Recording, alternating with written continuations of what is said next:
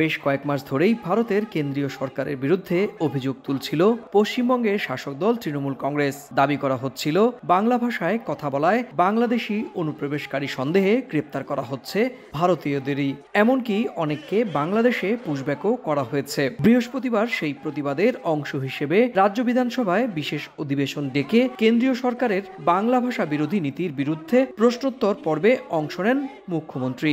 এক পর্যায়ে মেজাজ হারিয়ে প্রধানমন্ত্রী নরেন্দ্র মোদী, স্বরাষ্ট্রমন্ত্রী অমিত শাহ সহ বিজেপিকে চোর বলে আক্রমণ করেন মমতা বন্দ্যোপাধ্যায়। আজকে মানুষ ট্যাক্সে মানুষের জীবন সবটাই আজকে ওভারলোডেড হয়ে গেছে।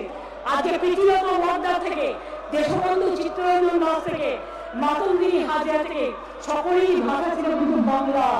রবীন্দ্রনাথ ঠাকুরের ভাষা ছিল বাংলা।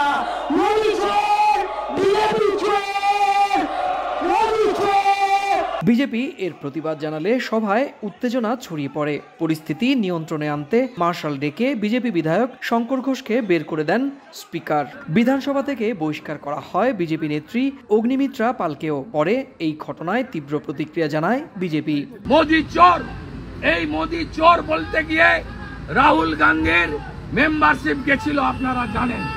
আমি মোদী কমিউনিটির লোকেদেরকে বলবো, মমতার বিরুদ্ধে বিএনএস এর অন্তর্গত যাতে এফআইআর করে এবং চোর মমতার বিরুদ্ধে লড়াই করে। পশ্চিমবঙ্গ রাজ্যে বিধানসভা নির্বাচন হবে আগামী বছর মে জুন মাসে। ভোট ঘিরে বিজেপি ও তৃণমূল কংগ্রেসের লড়াই আরও তীব্র হয়ে উঠবে, তা নিশ্চিতভাবেই বলা যায়।